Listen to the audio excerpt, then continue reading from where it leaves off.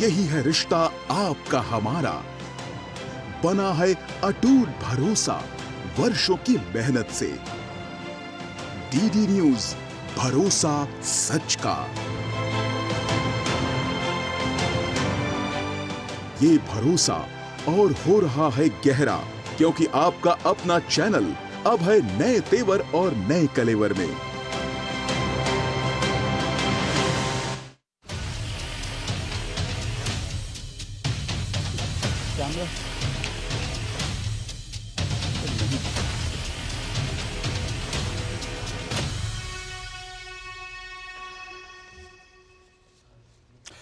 नमस्कार, DD news पर आप दो टूक देख रहे हैं। मैं हूं अशोक श्रीवास्तव। आज रामनवमी का पर्व है और रामनवमी की आप सबको बहुत सारी शुभकामनाएं। आज रामनवमी का पर्व था तो आज तमाम नेताओं ने अपने जो चुनावी सभाएं थी, जो उनके चुनावी भाषण थे या फिर उनकी प्रेस कॉन्फ्रेंस थी, उनकी शुरुआत रामनवमी की शुभकामनाएं देकर करी। लेकिन देश में एक ऐसे भी नेताजी हैं जिन्हें लगता है कि अगर आप पूजा पाठ करते हैं तो ये पाखंड है। और ये समाजवादी पार्टी के जो नेता है रामगोपाल जो यादव, उन्होंने कहा कि जो दरअसल पूजा पाठ वगैरह होते हैं ना, जिस तरह ये लोग दिखावा करते हैं, सब पाखंड है। अब इस तरह के बयान देंगे और उसके बाद आप चुनाव हार जाएंगे तो फिर बहाना ईवीएम का लगाएंगे। देश में कुछ ऐसा ही हो रहा है। 2024 के चुनाव में अब पहले दौर की जो पोलिंग है, मतदान होना है, उसके लिए चुनाव प्रचार खत्म हो गया है। आज शाम चुनाव प्रचार खत्म हो गया। अब लोगों को पहले चरण के लिए 102 सीटों के लिए वोट डालने का मौका मिलेगा। लेकिन इस पहले चरण की पोलिंग से पहले दरअसल हो क्या रहा है? आज जब रामनवमी एक तरफ लोग मना रहे थे तो दूसरी तरफ विपक्ष के अलायंस के कुछ हिस्सा रहे जो वकील हैं, वो इस वक्त अदालतों में जिरह कर रहे थे, ईवीएम को लेकर जिरह कर रहे थे। बड़ी दिलचस्प बहस ईवीएम को लेकर हुई। जज साहब से कहा गया, वकील साहब ने कहा कि ईवीएम पर देश भरोसा नहीं करता है। जज साहब ने पूछा यह आंकड़ा कहां से लाए कि देश भरोसा नहीं करता है? तो कहा गया सर कुछ सर्वे हुए थे। जज साहब ने कहा हम ऐसे सर्वे पे यकीन नहीं करते। बोला वकील साहब ने कहा कि जो चुनाव होते हैं उन्हें एक बार फिर से बैलेट पेपर से करवाइए, यह जरूरी है। तो जज साहब ने कहा हम 60 के दशक में हैं और हमें अच्छी तरह से याद है कि जब बैलेट पेपर से चुनाव होते थे तब किस तरह की समस्याएं आती थी। हो सकता है आप भूल गए हों, लेकिन हमें अच्छी तरह से याद है। लेकिन हो क्या रहा है? दरअसल चुनाव के बीच में एक बार फिर एक तरफ ईवीएम को लेकर के एक माहौल बनाने की कोशिश हो रही है, एक नैरेटिव बनाने की कोशिश हो रही है, और दूसरी तरफ तमाम नेता अपनी चुनावी सभाओं में संविधान बदल देंगे, बीजेपी वाले आए तो, मोदी आए तो संविधान बदल देंगे, देश में फिर चुनाव नहीं होंगे, इस तरह के लगातार जुमले फेंके जा रहे हैं। मैं इन्हें जुमला क्यों कह रहा हूं? मैं इन्हें जुमला इसलिए कह रहा हूं क्योंकि ऐसे तमाम रिकॉर्ड्स में, मेरे पास समय नहीं है, लेकिन आप अगर रिकॉर्ड में जाएंगे तो आपको तमाम इस तरह के बयान 2019 के चुनाव में भी रिकॉर्ड में मिलेंगे। तेजस्वी यादव, राहुल गांधी और इसके अलावा साथ साथ जो है अरविंद केजरीवाल, इन सब ने मंच पे खड़े होकर माइक पे यह कहा था कि अगर 2019 के चुनाव मोदी शाह जीत गए तो देश में अगले चुनाव नहीं होगा क्योंकि संविधान बदल दिया जाएगा। लेकिन 2019 से आज हम 2024 में आ गए, संविधान नहीं बदला, देश में एक बार फिर चुनाव हो रहे हैं और एक बार फिर वो पुराने नैरेटिव लाए जा रहे हैं। जब कभी विपक्ष ईवीएम का नैरेटिव लाती है तो समझ में आता है कि शायद विपक्ष को ऐसा लग रहा है, विपक्ष दरअसल एक बहाना तलाश रहा है कि अगर चुनाव हार जाएंगे तो ईवीएम का नैरेटिव अभी से बनाएंगे तो फिर ये कह सकेंगे कि देखो हमने तो पहले कहा था मैच फिक्स है, ईवीएम की वजह से हम चुनाव हार गए। तो एक तरह से विपक्ष ईवीएम की बात करके जो है वो डर रहा है, लेकिन दूसरी तरफ वो लोगों को डरा भी रहा है, वोटर्स को डरा भी रहा है, ये कहकर कि अगर मोदी शाह आ गए तो ईवीएम को बदल दिया जाएगा, जो है संविधान को बदल दिया जाएगा। इस तरह से लोगों को डराने की भी कोशिश की जा रही है। दो टूक में आज हम इसी पर चर्चा करेंगे। ये ईवीएम का बहाना, संविधान निशाना क्यों हो रहा है चुनाव में डरना डराना, आज इसी पर चर्चा करेंगे। इससे पहले कि आगे बढ़े, इसको लेकर जो नैरेटिव बनाए जा रहे हैं विपक्ष के नेताओं के द्वारा, वो किस तरह से इस पर बयानबाजी कर रहे हैं और प्रधानमंत्री नरेंद्र मोदी ने कैसे वोटर्स को ये भरोसा दिला रहे हैं कि ईवीएम को जो है संविधान को बदलने की जो बातें हैं, जो नैरेटिव्स हैं, वो सब फेक हैं। जरा देखिए, उसके बाद आज की डिबेट, आज की चर्चा को आगे बढ़ाएंगे।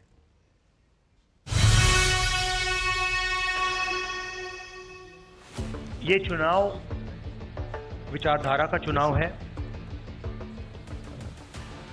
एक तरफ आरएसएस और बीजेपी जो संविधान है, लोकतांत्रिक सिस्टम है, उसको खत्म करने की कोशिश कर रही है, और दूसरी तरफ इंडिया गठबंधन कांग्रेस पार्टी संविधान को, लोकतंत्र को डिफेंड करने की कोशिश कर रही है, उसकी रक्षा कर रही है। आप उनसे पूछिए ना कि संविधान को बदलने वाली बात उन्हीं के नेता क्यों कर रहे हैं, ये बात उभरी कहाँ से, और इस बात का मतलब क्या है। अगर किसी को डरना नहीं चाहिए तो इसका मतलब क्या है, क्योंकि जब संविधान बदलेंगे तो आरक्षण को क्या होगा। जब संविधान बदलेंगे तो ये जो अधिकार है जो सबका है इस देश में, कि चाहे प्रधानमंत्री हो चाहे छोटे से छोटा किसान हो, उसका वोट का अधिकार है, इसका क्या होगा। वो लोग हैं जिन्होंने आपातकाल में संविधान को ऑडियो क्या है भाई, जल्दी से कर लो। संविधान को बंधक बनाने और संविधान को तोड़ने मरोड़ने का काम किया था। हमें याद रखना है, जो लोग सत्तावर सरकार को एक परिवार की मुट्ठी में रखना चाहते हैं, संविधान उनकी आंखों में हमेशा खटकता है। इसलिए अब ये लोग संवैधानिक व्यवस्था से हुए चुनाव के नतीजों को अस्वीकार करने की धमकी देने लगे हैं, लेकिन इनके मंसूबे कामयाब न हो। संविधान दलित, पिछड़ा, आदिवासी की ताकत बना रहे, इसके लिए हमें एकजुट होकर साथ खड़े रहना है। देश की जनता माफ नहीं करेगी, टॉलरेट नहीं करेगी, और ये घबराहट में बोल रहे हैं सीधा। ये देश में चाहते हैं कि अपना शासन लाना, तानाशाही लाना चाहते हैं, जनतंत्र कायम करना नहीं चाहते, लोकतंत्र को खत्म करके और ये तानाशाही की तरफ जा रहे हैं। जो लोग संविधान को राजनीतिक हथियार के नाते उपयोग करना चाहते हैं, वे जरा कान खोल करके सुन लें। पिछले 3 दशक से आपने लोगों को डराए रखने के लिए, लोगों को भयभीत रखने के लिए भांति भांति की विकृत नैरेटिव्स, विकृत कथाएं प्रचलित की है। अब वो पिछले 25-30 साल से एक पुरानी रिकॉर्ड घुमा रहे हैं। जब भी बीजेपी आगे बढ़ती है तो संविधान का राजनीतिक शस्त्र के लिए उपयोग करते हैं और झूठ फैलाते हैं। संविधान बदल देंगे, संविधान बदल देंगे। भाइयों बहनों, लिख के रखिए, मोदी तो क्या, बीजेपी तो क्या, स्वयं बाबा साहब आंबेडकर भी इस संविधान को नहीं बदल सकते हैं।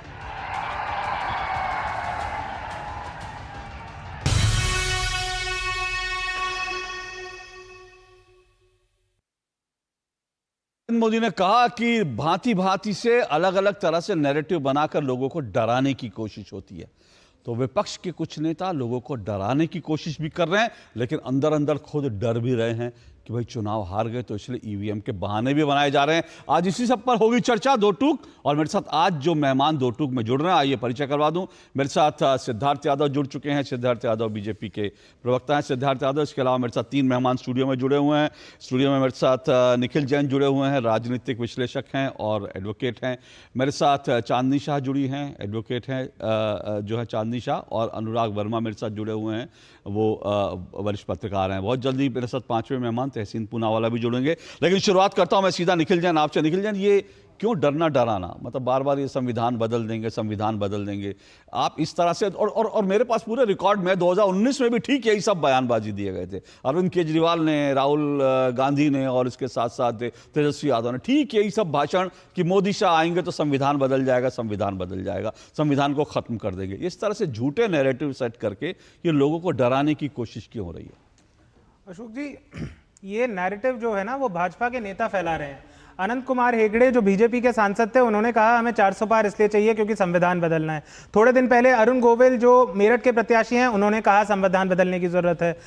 ज्योति मिर्धा जो मेरे ख्याल से नागौर सीट से लड़ रही हैं, राजस्थान से बीजेपी की प्रत्याशी हैं संसदीय चुनाव में, उन्होंने ये कहा। अभी एक और भाजपा के प्रत्याशी का ये बयान आया।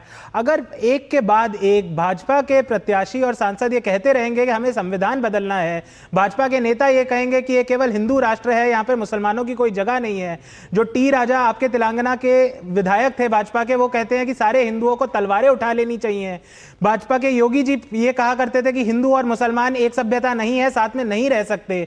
मोदी जी ये कहते हैं सेक्युलर शब्द गलत है, हटा देना चाहिए।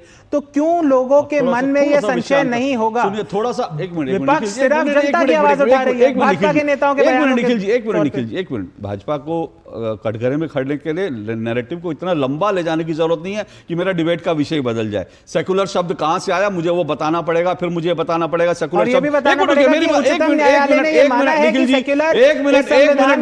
मैंने कहा फिर मुझे लोगों को बताना पड़ेगा ना कि सेकुलर शब्द कहां से आया, मूल संविधान में सेकुलर, वो सब चीजें मत जाइए, वो एक लंबी डिबेट। और ये सेकुलर और ये सेकुलर और एक मिनट और वो सेकुलर कितना फर्जी है, जिस सेकुलर जो सूडो सेकुलर जो इस देश में बना के रखा, उस डिबेट में मत जाइए, उस डिबेट में मत जाइए।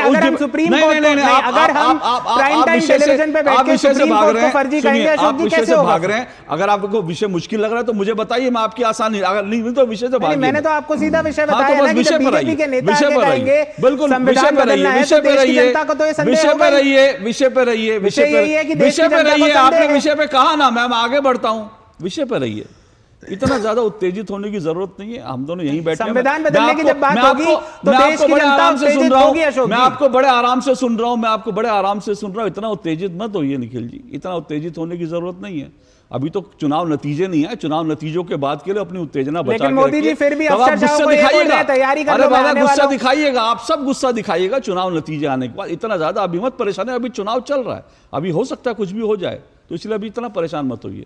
लेकिन ठीक है, आपने जो सवाल उठाया मैं उन सवालों पर आऊंगा, बीजेपी के प्रवक्ता बैठे जवाब देंगे। लेकिन उत्तेजना और चिल्लाने से मुझे नहीं लगता कि हम लोग कुछ किसी नतीजे पे पहुंच पाएंगे, क्योंकि चिल्लाना भी एक तरह से मुझे लगता है कि इस तरह से बार बार चिल्लाना भी लोगों को डराना ही होता है, और मुझे लगता है डराने की कोशिश ना करे तो हम अच्छा है। सिद्धार्थ यादव जी वो कह रहे हैं कि भाई आप ही के जो तमाम नेता हैं वो बयान गिनवा रहे हैं कि जिन्होंने बार बार इस तरह के बयान दिए संविधान बदलने को लेकर के, तो इसलिए उनको डर है, इसलिए विपक्ष के लोग अगर कह रहे हैं कि भाई संविधान बदल देंगे तो वो आपके नेताओं के हवाले से कह रहे हैं ना। देखिए अशोक जी, सबसे पहले संविधान को या देश की संस्थाओं को जो कमतर करने का प्रयास पूरे इंडी गठबंधन की सभी पार्टियों द्वारा है, मैं उसका खंडन करना चाहता हूं। हमें नहीं करना चाहिए। देश की जनता को देश के संविधान और देश की एजेंसियों पर भरपूर भरोसा जो है उसको बनाए रखना और उसको बढ़ाना ये पॉलिटिकल पार्टीज, पॉलिटिकल सिस्टम के लोगों का है। अब मैं थोड़ा सा आपको बताऊंगा कौन सी पार्टी हमको कह रही है कि हम संविधान को, जिस संविधान निर्माता थे बाबा साहब भीमराव अम्बेडकर, उनको चुनाव हरवाने के लिए भरपूर प्रयास करने वाली जवाहरलाल नेहरू जी की पार्टी कांग्रेस पार्टी, जिसने वास्तव में, और मैं रेटोरिक की बात नहीं करूंगा जो संविधान में अमेंडमेंट्स होते हैं, पर वास्तव में इतिहास में अगर संविधान पर हमला सबसे बड़ा पहला कभी हुआ तो इमरजेंसी के दौर में जब कोर्ट्स को बंद कर दिया गया था, विपक्ष के नेताओं को जेलों में डाल दिया गया था और रातों रात चोरों की तरह संविधान में बदलाव किया जा रहा था, वो कांग्रेस पार्टी आज कह रही है कि संविधान पर हमला हो रहा है या उसको बदलने की कोशिश हो रही है। कौन कह रहा है? ये जाकर के गिरबान में झांकना तो चाहिए। जिस एक पार्टी ने इतिहास में आज तक सबसे ज्यादा प्रेसिडेंट्स रूल, जिसको संविधान की हत्या मानी जाती है, चुनी हुई सरकारों को गिराने का काम 132 बार आज तक हमारे इतिहास में हुआ है कि आर्टिकल 356 के तहत प्रेसिडेंट रूल लगाया गया हो, और उसमें 93 बार कांग्रेस पार्टी लगवाए, वो पार्टी कह रही है कि संविधान पर हमला या संविधान को बदला जाएगा। जब हमारे 10 साल के दशक में, एक दशक में जब हम सत्ता में हैं, मात्र 4 बार वो प्रेसिडेंट रूल लगा, वो भी कुछ ऐसे स्टेट्स में, नॉर्थ ईस्ट, जम्मू कश्मीर जैसी स्टेट्स में जहां पर विशेष परिस्थितियां थी, वो उनको कहा जा रहा है। मैं बड़ी विनम्रता से कहता हूं अशोक जी, हमारी पार्टी के नेता, हमारे पार्टी के कार्यकर्ता संविधान की रक्षा करने के लिए जेलों की यात्राओं से सड़कों का संघर्ष करते हुए इस पॉलिटिकल पार्टी में आए हैं। हम लोग तो तब थे जब हमारे को कोई समर्थन नहीं था, पर हम संविधान ओके एक मिनट सर, एक मिनट मैं आपको इसलिए रोक रहा हूं क्योंकि मेरा अभी जो मूल सवाल है जो आपके, मैं उस पर बना, लेकिन उससे पहले कि मैं उस मूल सवाल पे दोबारा आऊं जो अभी निखिल जैन ने उठाए, उन सवालों पे दोबारा, उससे पहले मैं चांदी शाह के पास एक बार आना चाहता हूं क्योंकि ये बड़ा जरूरी है। देखिए ये समझिए, इस बात को, इस विषय को समझना बड़ा जरूरी है कि संविधान को खत्म कर देना और संविधान में संशोधन करना दो अलग अलग बातें। इस देश में जब से संविधान लागू हुआ है 128 बार संशोधन हो चुके हैं, 128 संशोधन हो चुके हैं। तो संविधान में संशोधन हमेशा होते हैं, वक्त के साथ होते हैं। तो संविधान में संशोधन को लेकर किसी को कोई चिंता नहीं होनी चाहिए। अगर संविधान में संशोधन होता है, चाहे वो बीजेपी करे और कांग्रेस भी करती रही है। कांग्रेस की सरकारों में 80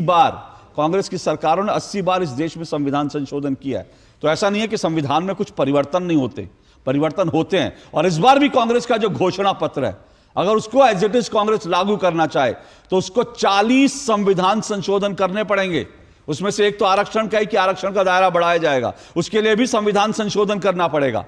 तो संविधान संशोधन एक अलग प्रक्रिया है। लेकिन यह कहना कि संविधान को खत्म कर देंगे, तो संविधान संशोधन के लिए अगर बीजेपी को अगर ज्यादा सांसद चाहिए तो उसमें किसी को ऐतराज नहीं होना चाहिए। उसका अपना घोषणा पत्र है, वो कहती है सीए लाएंगे, वो कहती है हम ये करेंगे वो करेंगे, वो कहते हैं यूसीसी लाएंगे, जिसको आज ममता दीदी ने मना कर दिया। ममता दीदी ने अपना घोषणा पत्र जो जारी किया उसमें कहा है कि सीए को लागू नहीं होने देंगे। उसमें कहा है कि बाकायदा जो है यूसीसी का, सोचिए, समान नागरिक संहिता का विरोध किया जा रहा है इस देश में। कहने के लिए हम संविधान के बड़े सब लोग हितैषी हैं, लेकिन वो संविधान जो है सब एक नागरिक के लिए एक नहीं हो सकता। वो संविधान भी हम चाहते हैं कि उसमें भी अधिकार सबके लिए अलग अलग हो, फिर हम संविधान की दुहाई भी देते हैं। ये इस देश में डबल नैरेटिव कैसे बनते हैं ये आप सोचिए, लोगों को कैसे छला जाता है। लेकिन चांदनी शाह, संविधान बदलना या संविधान संशोधन, इसको कैसे लोगों को, क्या इसमें आपको नैरेटिव दिखाई देता है या फिर हम एक जो है संविधान बदलने की एक जबरदस्ती एक डर दिखाया जा रहा है?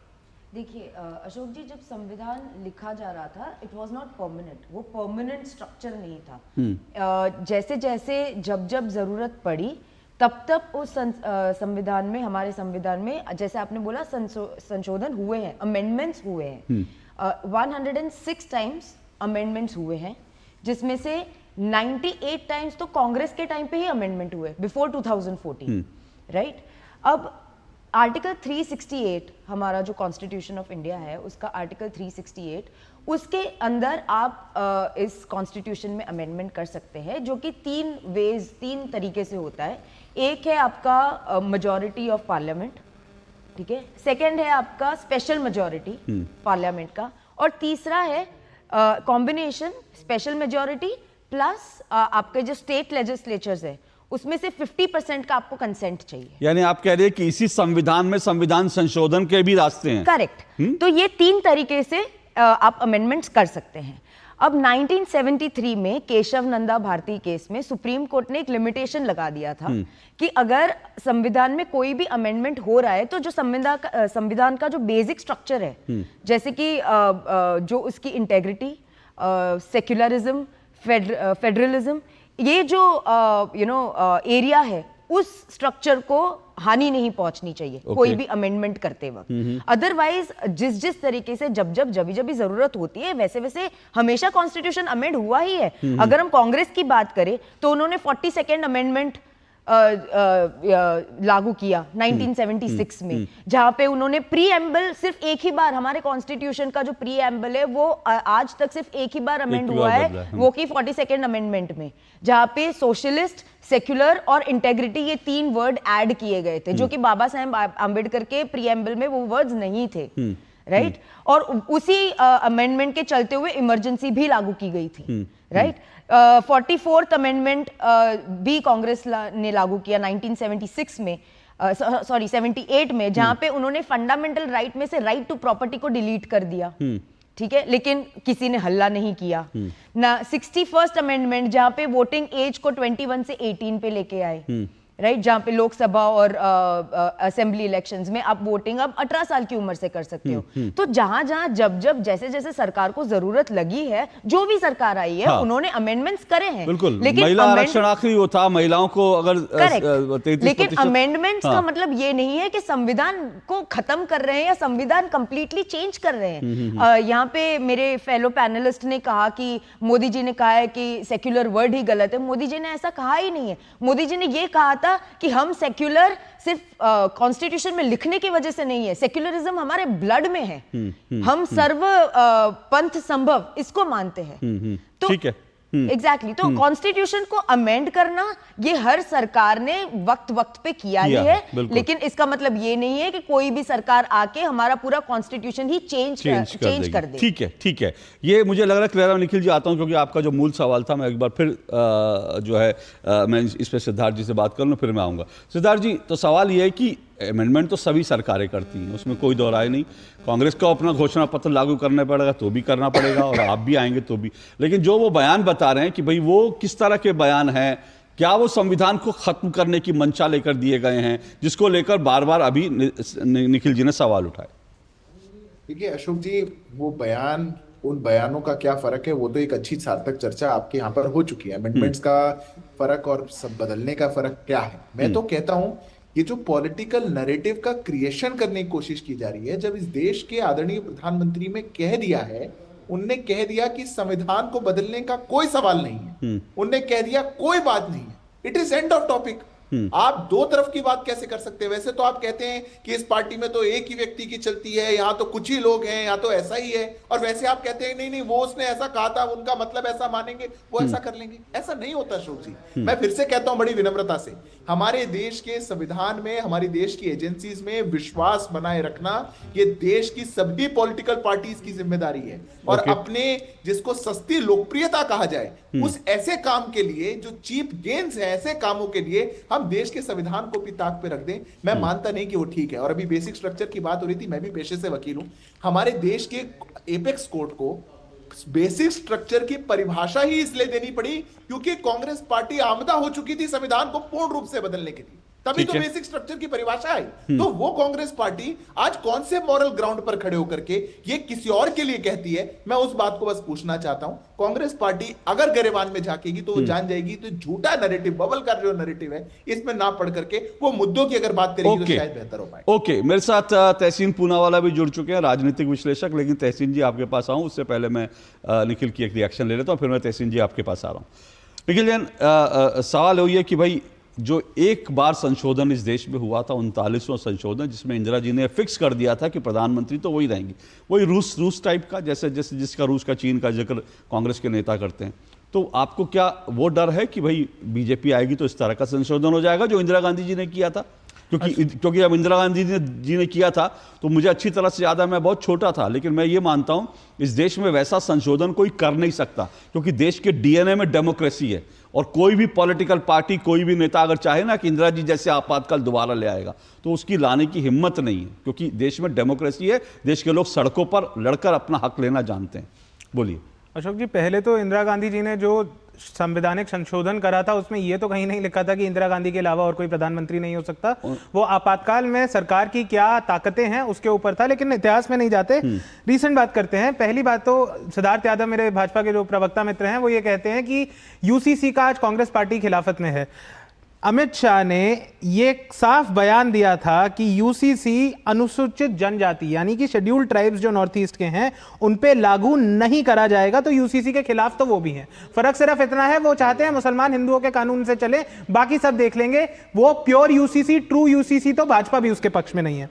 दूसरी बात, जेडीयू, नीतीश कुमार जी की पार्टी जो आज भाजपा के साथ कंधे से कंधा मिला के खड़ी है, उसी के अध्यक्ष लल्लन सिंह जी ने 20 अगस्त 2023 में बयान दिया था कि अगर भाजपा फिर से चुनाव जीत गई तो ये संविधान में केवल संशोधन नहीं, संविधान ही बदल देंगे। और भाजपा के कई नेता ये कह चुके हैं ये संविधान बदलने की जरूरत है। इनफैक्ट इनकी नीति आयोग के जो सीईओ थे उन्होंने भी ये बयान दे चुके हैं कि संविधान नया चाहिए। यह संवैधानिक संशोधन की बात नहीं हो रही है। मैं प्रीति शाह जी के साथ बिल्कुल सहमत हूं कि संविधान में बहुत संशोधन हुए हैं, कांग्रेस की सरकारों ने भी करे हैं, भाजपा की सरकारों ने भी करे हैं। Constitution is a living document, उसमें संशोधन करना गलत नहीं है। गलत यह है जब जो मूल स्ट्रक्चर है, बेसिक स्ट्रक्चर है, उस पर प्रहार करने की कोशिशें हों, और भाजपा की नीयत और नीति आज तक यही रही है। और एक और चीज मैं आपके दर्शकों को याद दिला दूं, आरएसएस जो भाजपा का पेरेंट आइडियोलॉजिकल संगठन है, उन्होंने सन 2002 तक भारत के झंडे को, इंडियन नेशनल फ्लैग को नहीं अपनाया था, बावजूद इसके कि 3 साल उन्हीं की सरकार थी भारत देश में। इसलिए डर और संदेह है जनता। हाँ, ठीक है, आप जो बात कर रहे हैं वो बात ठीक है, लेकिन उसमें हमें ये भी हमको, मैं दर्शकों को ये भी बता दूं कि इस देश में संविधान में ही ये लिखा था, इस देश में कानून थे कि आप तिरंगा झंडा अपनी बिल्डिंग पर, अपने निजी इमारत पर नहीं फहरा सकते। और वो आज जो नवीन जिंदल हैं, जो आज बीजेपी से हिसार से चुनाव लड़ रहे हैं, उन्होंने जाकर कोर्ट में तब कांग्रेस में थे? नहीं, तब वो किसी पार्टी में नहीं थे सर, करेक्ट कर लीजिए, तब वो किसी पार्टी में नहीं थे, तब वो सिर्फ और सिर्फ उद्योगपति थे। उन्होंने जाकर तिरंगे की लड़ाई लड़ी, तब जाकर देश के नागरिकों को यह हक मिला कि वो अपनी निजी इमारतों पर तिरंगा लगा सकते हैं। तो तिरंगा लगाने का एक मिनट फिर विषयांतर हो जाएगा। मैं सिर्फ लोगों को, जब आपने विषय उठा दिया, आप अपने बात कर दी, मैं सिर्फ लोगों को एजुकेट करने के लिए बता रहा हूं कि इस देश में लोगों के पास यह हक तक नहीं था कि वो अपने घर के ऊपर तिरंगा फहरा सके। उसके लिए भी कानून 2002 में जो अटल बिहारी जी की सरकार में आया कि झंडे का एक सम्मान करना है, उस सम्मान का अरे 2002 में नहीं आया, 2002 से पहले क्या झंडा लगा सकते थे आप? क्या नहीं, आप अटल जी पर सीधा आगे क्या 1960 में तिरंगा लगा सकते थे? आरोप नहीं लगा रहा मैं उनकी सराहना कर रहा हूं। तो सराहना कर रहा हूं, विषयांतर निखिल जी प्लीज, नहीं निखिल जी आप विषयांतर कर रहे हैं बार-बार। विषयांतर, आप मेरा झंडा विषय नहीं है, मेरा झंडा विषय नहीं है। बिल्कुल मुझे लग रहा है आपको मुश्किल हो रही है, इसलिए आप बार-बार विषयांतर कर रहे हैं। भाजपा के नेताओं के बयान एक के बाद एक बता रहा हूं। चांदनी जी आप रिस्पॉन्ड करना चाहिए। नहीं, विषय विषयांतर मत करिए। आपने जो आरोप लगाना था लगा दीजिए, अब आगे बढ़ने दीजिए। जी निखिल जी, बार बार कुछ स्टेटमेंट्स लेके आ रहे हैं कि इन्होंने ये स्टेटमेंट दिया है संविधान बदल देंगे, इन्होंने ये स्टेटमेंट दिया है कि संविधान को चेंज कर देंगे, हम इसको परमानेंटली ये कर देंगे। किसी के कहने से अगर संविधान बदल जाता तो सुप्रीम कोर्ट की जरूरत ही नहीं होती, हमें आज ये डिबेट करने की जरूरत ही नहीं होती, ना मोदी जी को बयानबाजी करने की जरूरत होती। आज निखिल जी कह रहे हैं कि यूसीसी की बात कर रहे हैं, ओरिजिनल संविधान में यूसीसी का जिक्र है, ओरिजिनल संविधान में ये लिखा गया है कि यूसीसी पूरी टेरिटरी ऑफ इंडिया में होना चाहिए, and this is on paper, on record. आप संविधान यहाँ पे संविधान कोई नहीं मानता, यहाँ पे संविधान यूसीसी में संविधान नहीं चाहिए, यूसीसी में नहीं चाहिए। भाजपा मानती है? कोई बात नहीं, वो भाजपा नहीं मानती, भाजपा तो कह रही है यूसीसी लाएंगे, उन्होंने तो कह दिया ना। अमित शाह ने ये भी कहा कि नहीं लाएंगे। अरे अबे उनका घोषणा पत्र है यूसीसी, फिर आप कंफ्यूज कर रहे हैं, फिर आप कंफ्यूज कर रहे हैं। अमित शाह के बयान को घोषणा पत्र नहीं निखिल जी, अब आप फिर कंफ्यूज कर रहे हैं, कहीं आप घोषणा पर, कहीं आप बयानों में। तो आप राहुल गांधी के बयान को ठीक मानते हैं, जिन्होंने थोड़े दिन पहले कहा था कि क्या गरीबी ऐसे ऐसे झटके में हटा देंगे, आज वो कह रहे हैं गरीबी झटके से नहीं हटाई जा सकती। मतलब आप गजब के आप डबल स्टैंडर्ड खेलते हो, गजब के डबल स्टैंडर्ड। नहीं पहले उनका राहुल गांधी सत्य की मूर्ति, उनका ऑन रिकॉर्ड बयान है कि झटके में हटा देंगे गरीबी, और आज कह रहे हैं झटके में नहीं हट सकते। अब आप रुक जाइए, अब आप रुक जाइए, निखिल जान, अब आप रुक जाइए, 15 लाख कांग्रेस के प्यार में, कांग्रेस के प्यार में झूठे मत बन जाइए, कांग्रेस के प्यार में झूठे मत बन जाइए, कांग्रेस के प्यार में इतने झूठे मत बन जाइए। कांग्रेस से मोहब्बत है, मेरी डिबेट को मत खराब कीजिए। कांग्रेस से मोहब्बत है, कांग्रेस से मोहब्बत है, किसने छुपाने की कोशिश करी थी? अशोक जी इलेक्टोरल बॉन्ड का साथ छुपाने की किसने कोशिश करी थी? मुझे तहसीन पूनावाला के पास जाने दीजिए, मेरी डिबेट को खराब मत कीजिए, मेरी डिबेट को खराब मत कीजिए। आपको कांग्रेस से जितनी मोहब्बत है छाती फाड़ के अपनी सीने में रखिए, लेकिन मेरे डिबेट को मत खराब कीजिए। मुझे तो हैरानी ये हो रही है, मुझे तो हैरानी ये हो रही है कि अभी से इतना डर जो है कांग्रेस के लोग जो दिखा रहे हैं, उनको जो इतना डर लग रहा है, अब मुझे मत डराइए निखिल जी, मैं आपकी गीदड़ भपकियों से डरूंगा नहीं। आप इतनी देर से बैठ के चिल्ला रहे हैं मुझ पर, आप मुझ पर डराइए मत। आप मुझे डराने की कोशिश कर रहे हैं, आप मुझे डराने की कोशिश कर रहे हैं। नहीं, आप मुझे मैं आपसे ज्यादा चिल्ला सकता हूं, मैं आपसे ज्यादा तेज चिल्ला सकता हूं, क्योंकि मैं आपसे डरता नहीं हूं। मुझे यहाँ पर मुझे डराने की कोशिश मत करिए, मुझे डराने की कोशिश मत करिए, मेरी डिबेट को डिरेल करने की कोशिश मत करिए। मैं आपको आखिरी वार्निंग दे रहा हूं, मैं आपको वार्निंग दे रहा हूं, मेरी डिबेट को ना डिरेल करने की कोशिश कीजिए, ना मुझे डराने की कोशिश कीजिए। मुझे आप लोगों ने प्रतिबंधित कर रखा है डराने के लिए कि मुझे आप लोग ट्वीट करते हैं कि अशोक श्रीवास्तव को नौकरी से निकालेंगे अगर हमारी। मैं आपसे डरने वाला नहीं हूं, आपसे डरने वाला नहीं हूं। सुनिए, मुझे डराने की कोशिश मत कीजिए, मुझे डराने की कोशिश मत कीजिए, मुझे डराने की कोशिश मत कीजिए। आप जो चिल्ला रहे हैं, मुझे डराने की, मैं बड़े प्यार से डिबेट कर रहा हूं, लेकिन मुझे डराने की कोशिश मत कीजिए। आज तक कोई डराने वाला पैदा नहीं हुआ है। अशोक जी मैं तो आप नहीं, मुझे डराइए मत, मुझे डराइए मत, मुझे डराइए मत, मैं तो मुझे डराइए मत, चलिए आप मुझे डराइए मत, आप मुझे डराइए मत, मुझे डराइए मत। तहसीन पूनावाला, मैं बिना डरे आपसे सवाल कर रहा हूं, मुझे स्टूडियो में आके कोई चिल्लाएगा, डराने की कोशिश करेगा, मुझे डोमिनेट करने की कोशिश करेगा तो कर नहीं सकता। अशोक श्रीवास्तव उस मिट्टी का नहीं बना कि आप उसे डराने की कोशिश कर देंगे तो डर जाएगा। तहसीन पूनावाला, क्या आपको भी लगता है कि संविधान बदलने की तैयारी कर रही है बीजेपी?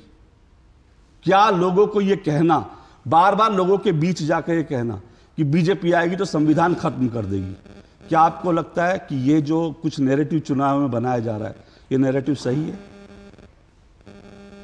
अव्वल तो अशोक जी, आपको, सभी आपके दर्शकों को, सभी फेलो पैनलिस्ट को रामनवमी की ढेर सारी शुभकामनाएं, और यही प्रार्थना कर सकता हूँ, यही दुआ कर सकता हूँ कि हम सब भगवान राम के रास्ते पर चले और शांति से हम डिबेट करें। तो आपको कोई नहीं डरा सकता है, और निखिल भी मेरे हिसाब से आपको डराने की कोशिश नहीं कर रहा था। बस आपका डिबेट इतना इंटरेस्टिंग होता है कि हम सब कोशिश करते हैं अपना पॉइंट ऑफ व्यू रखने के लिए, लेकिन इसके लिए आपको साधुवाद, आप हम सबको मौका, आपको पूरा मौका, सबको पूरा मौका दूंगा। जी अशोक जी, 2 या 3 चीज मैं कहना चाहता हूँ। इतिहास से जाते नवंबर 30, 1949 में ऑर्गेनाइजर मैगजीन में इस संविधान को, वर्तमान संविधान को फॉरेन कहा गया था, इम्पोस्ट, भारत के ऊपर इम्पोज किया गया था ऑर्गेनाइजर के, उनके एडिटोरियल के अंदर। तो 11 दिसंबर 1949 को एक रैली होती रामलीला मैदान में, जहां आपका स्टूडियो से कहीं कुछ किलोमीटर की दूरी पर, जहां पर कुछ आरएसएस के लोग बहुत भाषण थे, गोलवलकर साहब ने भी भाषण दिया, उसमें इस संविधान को atom bomb on Hindu society कहा गया। Atom bomb on Hindu society. आगे चलते गोलवलकर साहब ने बंच ऑफ थॉट के संविधान के बारे में क्या कहा था कि संविधान में कुछ भी नहीं है जो भारत को लागू होता है, इंपोर्टेड है। इन सब चीजों का हमें जानकारी। अब आपके जो स्टूडियो में राजनीतिक विश्लेषक बैठी हुई थी, उन्होंने कहा कि देखिए यूसीसी जो है हमारे संविधान में लिखा है, बिल्कुल सही कहा उसने, बिल्कुल सही कहा, यूसीसी लिखा हुआ है हमारे संविधान में। ये भी तो लिखा है कि इक्वल डिस्ट्रीब्यूशन ऑफ वेल्थ, ये भी तो लिखा है कि पूरे देश में शराबबंदी होनी चाहिए, हमारे संविधान में गाय हत्या बंद होनी चाहिए, ये भी लिखा हुआ है। लेकिन गाय हत्या पे जिससे केस मैंने लड़ा था सुप्रीम कोर्ट में, जजमेंट मेरे नाम पे, तुषार मेहता खड़े होकर कहते सुप्रीम कोर्ट के अंदर, दीपक मिश्रा के सामने तुषार मेहता कहते नहीं हम अरुणाचल में कैसे बंद करें। तो गोवा में इनके मुख्यमंत्री कहते हैं कि गाय अगर बंद हो गई, बीफ, मैं बीफ की बात नहीं कर रहा हूं, गाय की, तो हम इंपोर्ट करेंगे, ये इनके मुख्यमंत्री कहते हैं। अब हम आते हैं यूसीसी के ऊपर, तो गोवा के इनके मुख्यमंत्री मेरे फेवरेट है। इनके मुख्यमंत्री पता है क्या कहते हैं?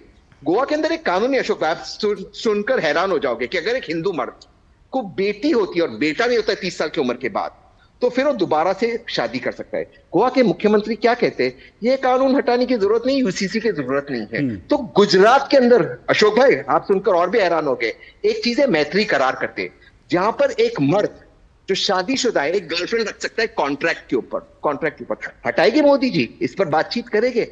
यूसीसी की बात कर रहे हैं, अरे यूसीसी के अंदर आप ही कहते हो कि हम शेड्यूल्ड ट्राइब्स को लाएंगे नहीं, तो फिर यूसीसी नहीं हुआ, ये कोड बिल हुआ जिसका मैं रिस्पेक्ट करता हूं, लेकिन फिर ये यूसीसी नहीं हुआ, एक देश में एक कानून नहीं हुआ। और वैसे इस देश में एक कानून ऑलरेडी है शादी डिवोर्स के लिए, स्पेशल मैरिज एक्ट, इसके तहत मेरी शादी हुई, इसमें कानून एक ही है, जम्मू एंड कश्मीर से लेके कन्याकुमारी तक, नॉर्थ ईस्ट से लेके गुजरात तक, कोई भी धर्म के हो, कोई भी जाति के हो।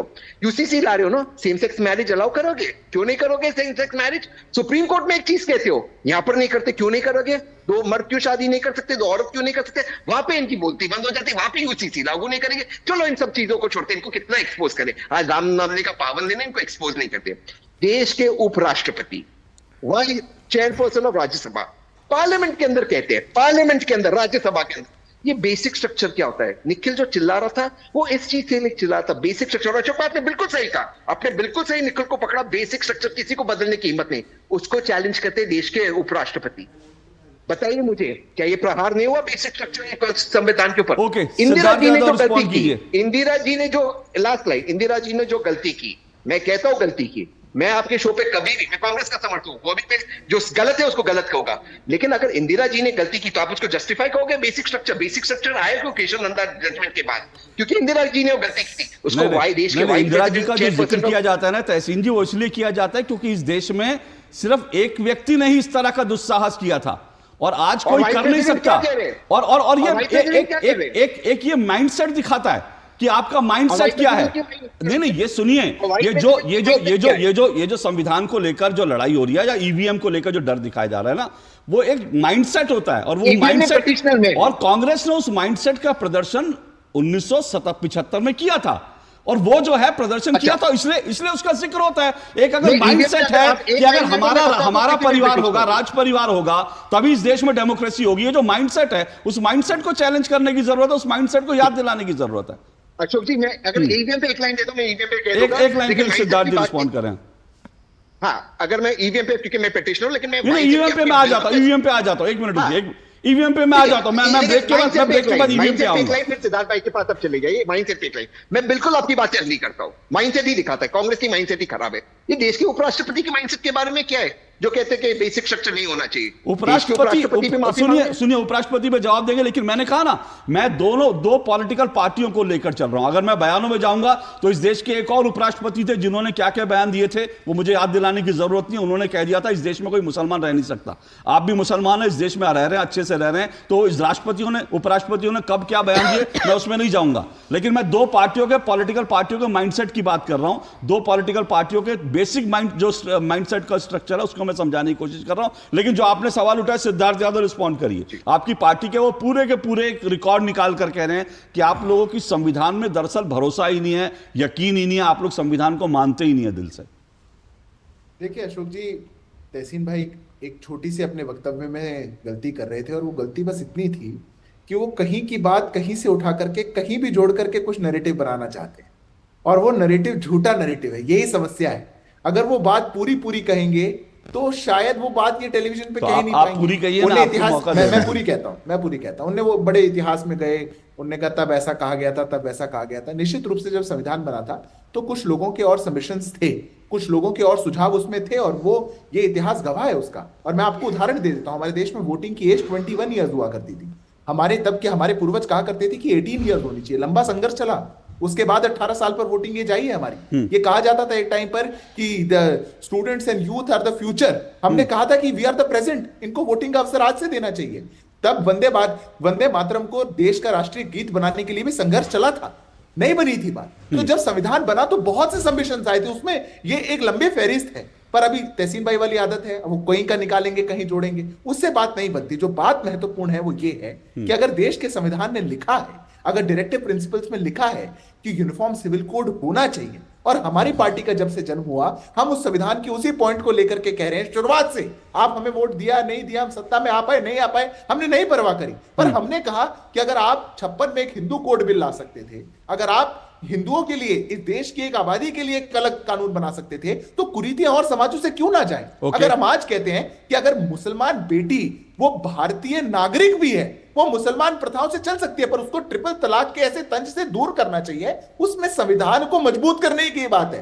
देश के नागरिकों को मजबूत करना, ये संविधान को मजबूत करने की बात है। तो हम तो कभी नहीं पलटे। अब अशोक जी मैं 10 सेकंड और लूंगा। ये डर की राजनीति नई नहीं है, ये डर बहुत लंबे समय से चलाते आ रहे हैं, और खास तौर से आदरणीय प्रधानमंत्री मोदी जी के नाम पर तो लंबे समय से इन्होंने डर की दुकान चलाई, और आज 22 साल हो चुके हैं। He is head of government. अरे 22 सालों में जिस व्यक्ति ने इस देश के इंस्टीट्यूशंस और संविधान को और मजबूत करने का काम किया, उनके लिए ऐसी बात कहते हैं। और जिनका इतिहास ही संविधान के प्रहार पर टिका हुआ हो, वो लोग आज टीवी पर बैठ करके ज्ञान देते हैं देश को। ये हास्यास्पद है। थोड़ा ये जोड़ तोड़ वाला काम कम करना चाहिए। इतिहास को पूरा पढ़ेंगे तो आसान। देखिए ये संविधान को लेकर मैं फिर कह रहा हूं कि संविधान के संशोधन जो है होते हैं, समय के साथ होते हैं।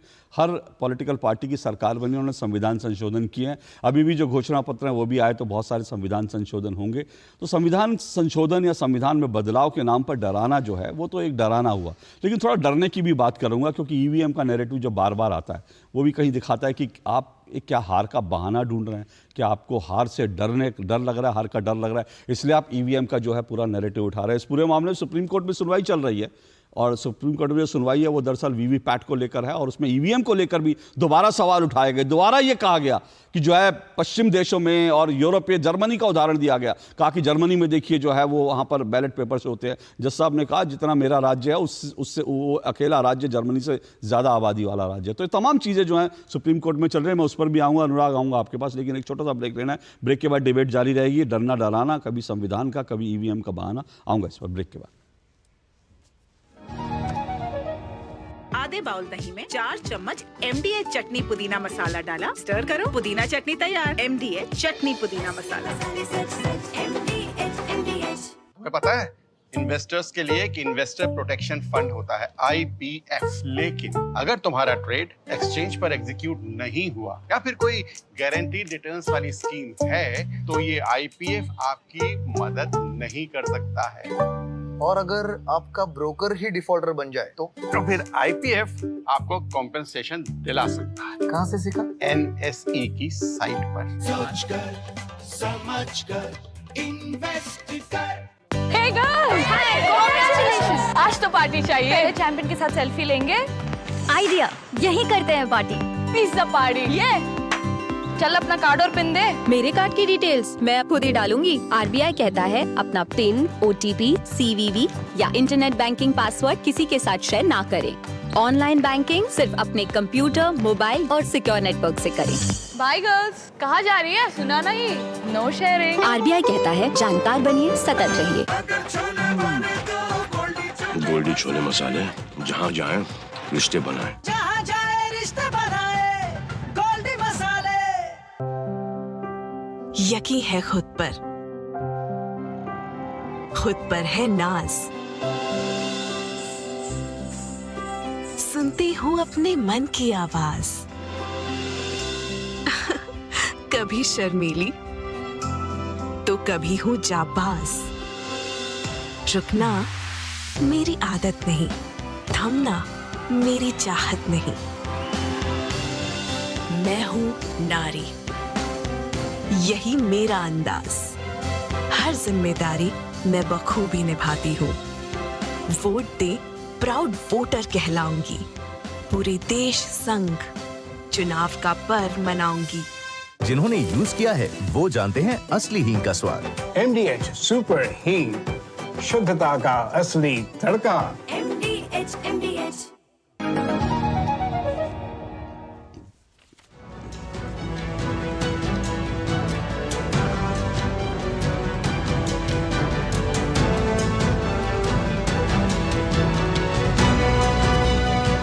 चलिए दो टूक देख रहे हैं। दो टूक में हम लगातार चर्चा कर रहे हैं कि किस बात का डरना डराना, कभी EVM कभी संविधान बदलने का बहाना, ये तमाम चीज़ें जो हैं जिस तरह से इस चुनाव में अलग अलग नैरेटिव बनाए जा रहे हैं कि मोदी और अमित शाह आए तो संविधान को ख़त्म कर देंगे, देश में चुनाव नहीं होंगे। ठीक इसी तरह की बातें 2019 के चुनाव में भी कही गई थी, लेकिन आज हम 2024 के चुनाव में हैं।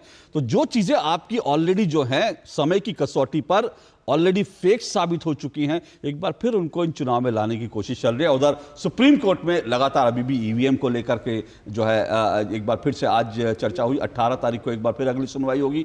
EVM को लेकर 40 से ज़्यादा बार सुप्रीम कोर्ट में विपक्ष के सहयोगी पहुंच चुके हैं। हर बार सुप्रीम कोर्ट ने कहा EVM को लेकर कोई गलती नहीं है और इसलिए EVM को लेकर भरोसा जताया, लेकिन फिर भी बार बार EVM के बहाने जो है उठाने की कोशिश होती है। इन सब पर हम चर्चा कर रहे हैं। मेरे साथ 5 मेहमान जुड़े हुए हैं। सिद्धार्थ यादव BJP से, तहसीन पूनावाला राजनीतिक विश्लेषक हैं, निखिल जैन राजनीतिक विश्लेषक हैं, एडवोकेट चांदनी शाह मेरे साथ जुड़ी हुई हैं, अनुराग वर्मा वरिष्ठ पत्रकार हैं। अनुराग वर्मा, एक बार फिर आज EVM के ऊपर बात हुई और एक वकील साहब हैं जो अक्सर मतलब विपक्ष की तरफ से बैटिंग करते हैं और अलग अलग तरह से वो देश के जजों पर भी उंगली उठा चुके हैं। उन्होंने आज फिर EVM को लेकर कहा कि भाई एक बार फिर से जो है देश जो है बैलेट पेपर से चुनाव होने चाहिए देश में। जज साहब ने जवाब तो दे दिए तगड़े, लेकिन ये बार बार EVM का क्यों ये नैरेटिव खड़ा करने की कोशिश होती है? देखिए सर, अशोक जी, अगर नैरेटिव की बात करी जाए तो जो अभी हमने पहले जो लड़ाई झगड़ा शो में काफ़ी जो है गर्मा गर्मी जो हुई वो एक्चुअली विपक्ष जो है एक बहुत ही सेटल वे में पिछले साल 1.5 साल से नैरेटिव सेट करना चाहता था कि जिस मुद्दे को लेके वो 2024 के चुनाव में आए, वो चाहे जातिगत मतगणना हो सकती है, वो 2 व्यापारियों का नाम भी हो सकता है कि जिनको देश बेच दिया गया, ये दोनों नहीं चले। उसके बाद EVM बीच बीच में उठाई जाती रही है और अब कि संविधान बदलना एक प्रक्रिया है, वो होती रहती, संविधान खत्म कर देंगे। ये जनता को क्या क्लिक करे और दुर्भाग्य से इनके दुर्भाग्य से अभी तक इनका कोई भी जो नैरेटिव ये बार बार पेश कर रहे हैं वो जनता एक्सेप्ट नहीं कर पा रही, क्योंकि सरकार ने कभी भी ये सब कोई भी चीजें क्लिक नहीं किया, क्योंकि उससे बड़ी लकीर बीजेपी की सरकार, मोदी सरकार पहले ही खींच चुकी है कि ये लकीरें बहुत छोटी हो गई हैं उसके सामने। तो ये कहीं ना कहीं इनकी बौखलाहट है। अब मैं दूसरी बात पे आता हूं कि EVM को लेके क्या प्रॉब्लम है। देखिए, हम और आप अशोक जी उस समय पत्रकारिता में होते थे जब बैलेट पेपर से चुनाव होते थे। उसमें क्या होता था, बिहार में क्या होता था, तब ये लालू जी जीतते थे, जो इसीलिए उनको ईवीएम से प्रॉब्लम है ना कि वो बैलेट बॉक्स तो मैनेज कर लेते थे, ठप्पे लगाए जाते थे, कैसे पेपर मतपत्र लूट लिए जाते थे, वो सब उसी तरफ इशारा शायद जज साहब आज कर रहे थे। बिल्कुल, जिस तरह से जो क्षेत्रीय दल थे उस समय, जो क्षेत्रीय नेता थे, जिस तरह से चुनावों को मैनेज करते थे, बैलेट बॉक्सेस लूटा जाना, ये एक बहुत कॉमन टर्म होता था कि वो बूथ लुट गया। ये एक टर्म मुझे आज तक याद है। ये लोग उस समय पे जाना चाहते हैं क्योंकि ईवीएम ये लूट नहीं पा रहे हैं, ईवीएम नहीं लूट पा रहे हैं, इसलिए सारी बेचैनी है कि ईवीएम पे जाओ, बैलेट पेपर पे जाओ। बैलेट पेपर पे चुनाव तो इनका प्रिय देश पाकिस्तान में अभी हुआ था, वहां तो ईवीएम नहीं है, वहां तो बैलेट पेपर पे हुआ, तो वहां पे जो चुनाव की गड़बड़ियां हैं वो तो पूरे सब जगह पता है सबको। पश्चिम बंगाल में पंचायत चुनाव में भी हमने देखा था किस तरह से मतपत्र लूटे गए थे और जो है बैलेट बक्से जो है वो नालियों में मिले थे, वो वीडियो पे सब आया था। वही चीज जो है, जो ईवीएम लूट नहीं पा रहे हैं उसकी जो बौखलाहट है, और वो जो उन्हें अपना पुराना समय याद है कि जब बैलेट बॉक्सेस लूटे जाते थे, तो उसकी बौखलाहट है। इसके बाद 22 जनवरी को अशोक जी मैंने एक बात बोली थी किसी टीवी चैनल पे कि इनका ईवीएम जो है वो हैक तो आज हो गया है।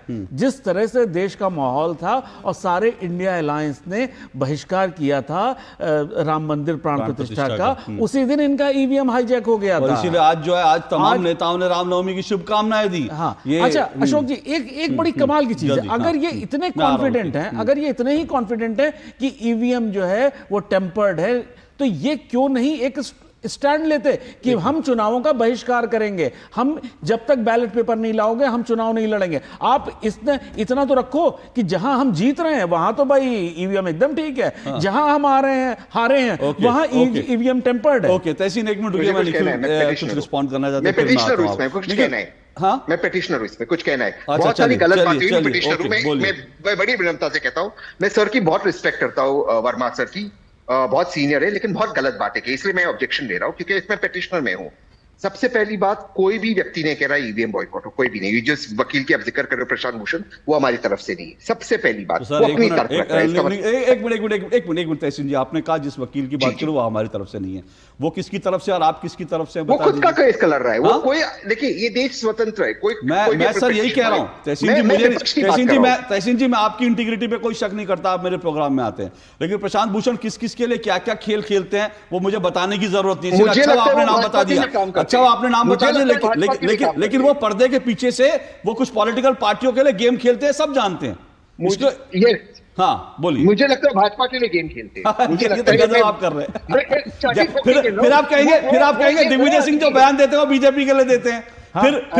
फिर आप राहुल गांधी की याद दिलाएंगे, राहुल गांधी ने कहा था कि कांग्रेस के अंदर सारे संघी भरे हुए हैं, सबको निकल जाना चाहिए, तो वो सब मत कहिए। लेकिन प्रशांत भूषण क्या कहते हैं, मैंने उसी संदर्भ में जिक्र किया। सूची में क्या क्या नहीं कहता, मैं इस आदमी को आई डोंट थिंक आपके प्रोग्राम के बारे में आप अपने विषय पर आइए। मैंने आपको लेकर नहीं, मैंने प्रशांत भूषण का स्पेसिफिक जिक्र किया क्योंकि जज साहब के साथ प्रशांत भूषण की डिबेट हुई थी, मैंने उसका उल्लेख किया। जी बताइए।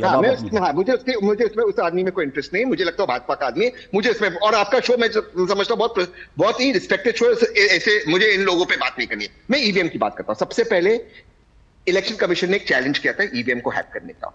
सारे MPs, MLAs, x MPs, MLAs आए थे, एक मैं ही था वहां पर नॉन एमपी नॉन एमएलए जिसको बुलाया गया था।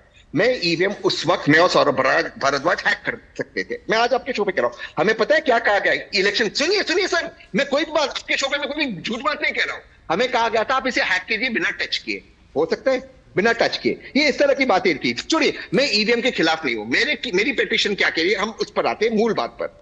हम कह रहे हैं जितने ईवीएम से, सुन लीजिए, जितने ईवीएम से सब में वीवीपैट है, 100% आप वीवीपैट की काउंटिंग कर दीजिए। सुनिए वीवीपैट समझ जाए, सुन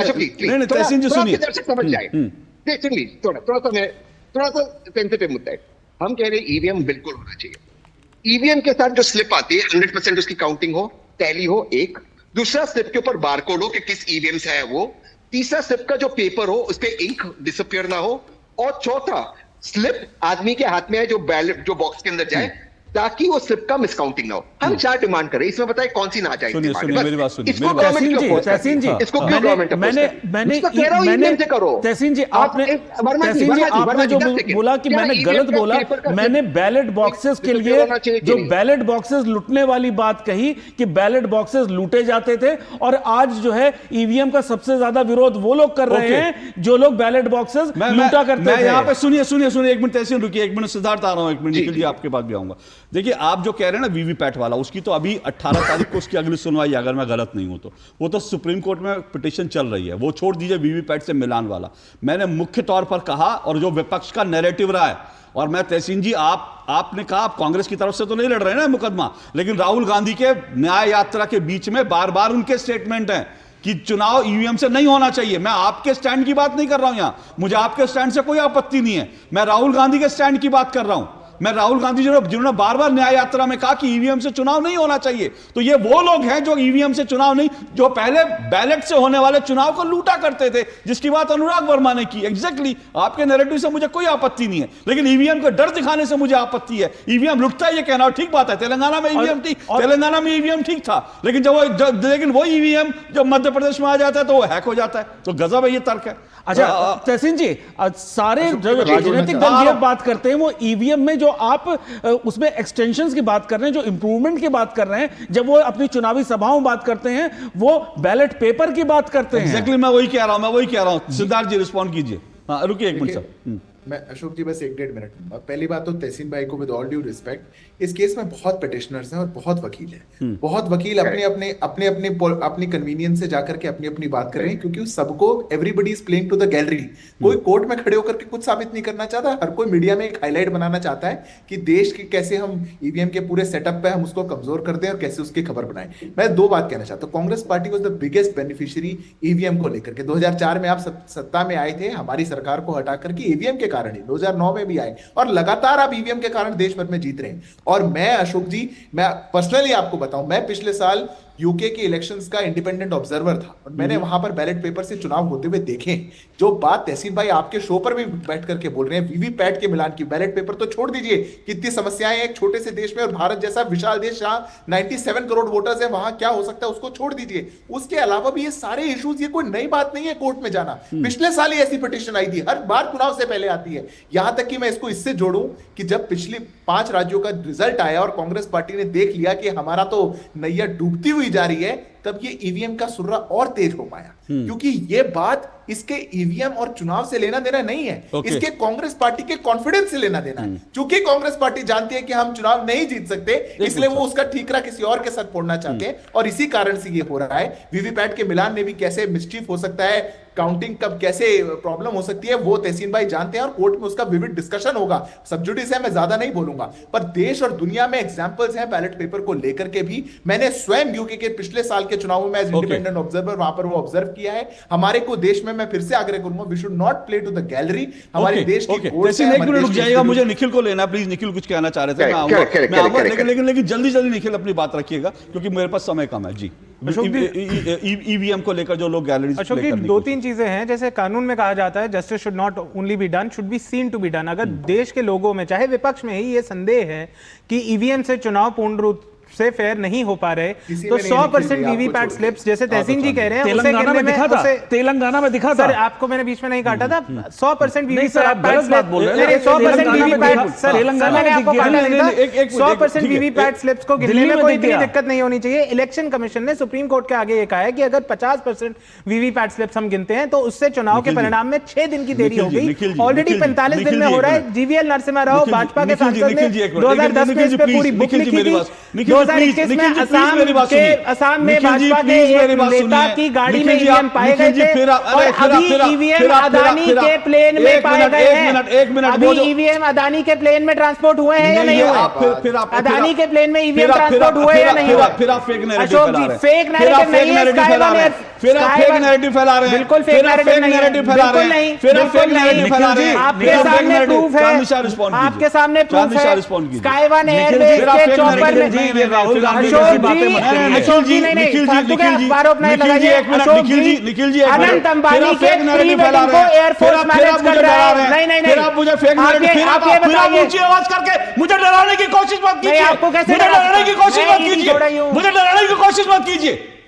मुझे डराने की, मुझे ऊंची आवाज में बात करके डराने की कोशिश मत कीजिए। और आप इस तरह से नहीं रुकिए। मेरी डिबेट में फेक न्यूज मत फैलाइए।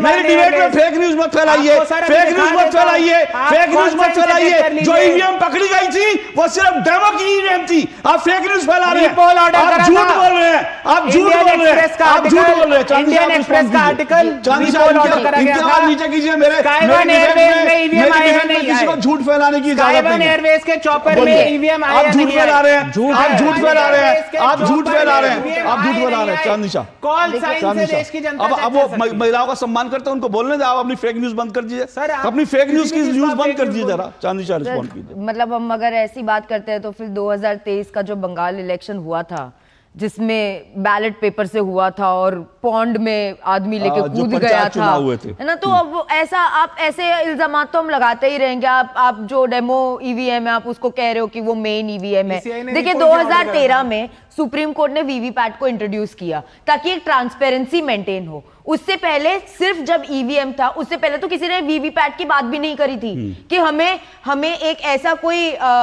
मार्ग मिल जाए जिससे हम ये पता कर सके कि हम जो दबा रहे हैं बटन, उस बटन की स्लिप निकल भी रही है या नहीं। वो तो 2013 में जब सुप्रीम कोर्ट ने एक ऑर्डर किया कि टू मेंटेन ट्रांसपेरेंसी आप वीवीपैट को भी ईवीएम के साथ जोड़ दीजिए, तब जाके एक ट्रांसपेरेंसी का हो। उससे पहले कोई ट्रांसपेरेंसी का नहीं था ईवीएम पे। जैसे सर ने कहा वैसे कांग्रेस बहुत जीतती आई है ईवीएम पे भी। Correct. Now coming to Prashant Bhushan ji, जो कि एक वरिष्ठ वकील है, जिस बेसिस पे वो पिटिशन लेके जा रहे हैं कोर्ट में कि एक प्राइवेट पोल किया उन्होंने, और उस बेसिस पे उन्होंने पिटिशन रखी जहां पे कोर्ट भी उनको पूछ रहा है कि आपका सोर्स क्या है।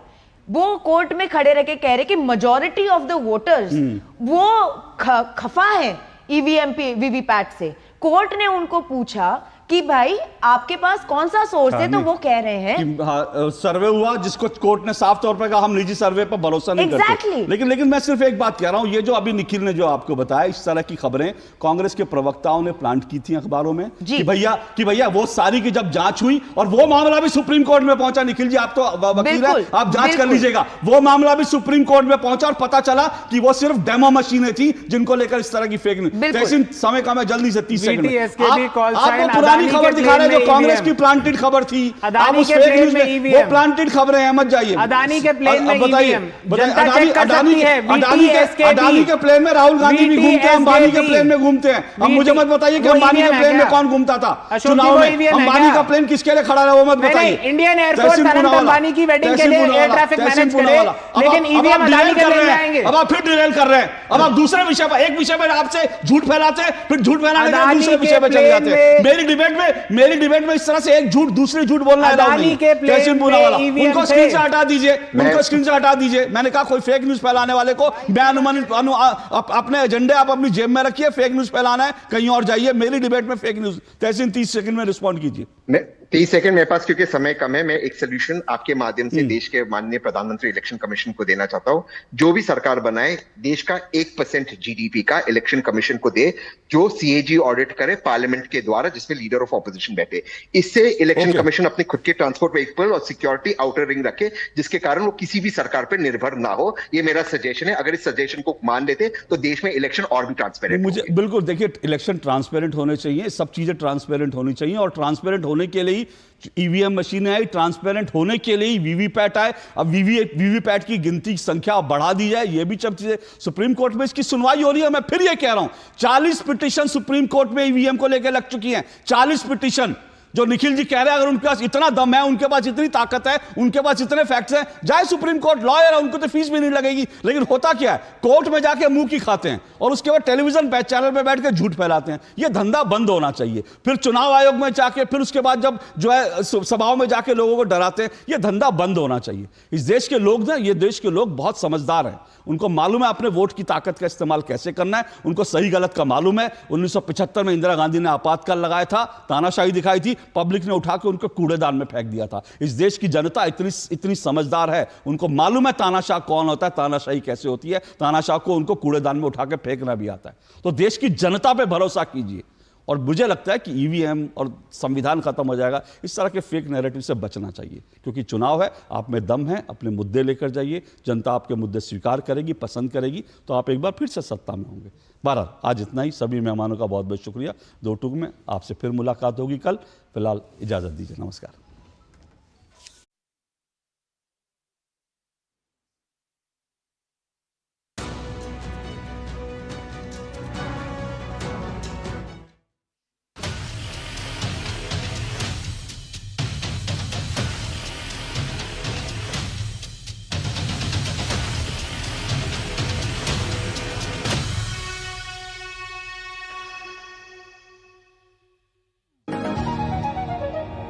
आज दही बड़ा खाने का मन है।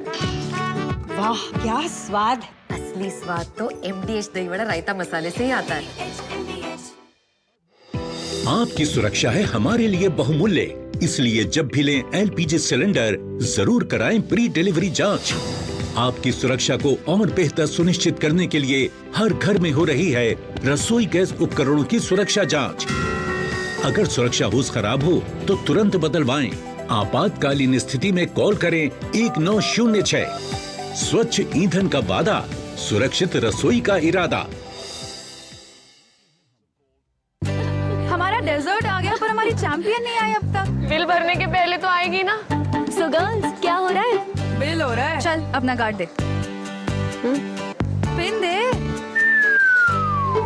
RBI कहता है अपना पिन, OTP, CVV या इंटरनेट बैंकिंग पासवर्ड किसी को ना दे। ऑनलाइन बैंकिंग सिर्फ अपने ही कंप्यूटर, मोबाइल और सिक्योर नेटवर्क से करें। हाँ, ये खाने की चैंपियनशिप थी क्या? RBI कहता है जानकार बनिए, सतर्क रहिए।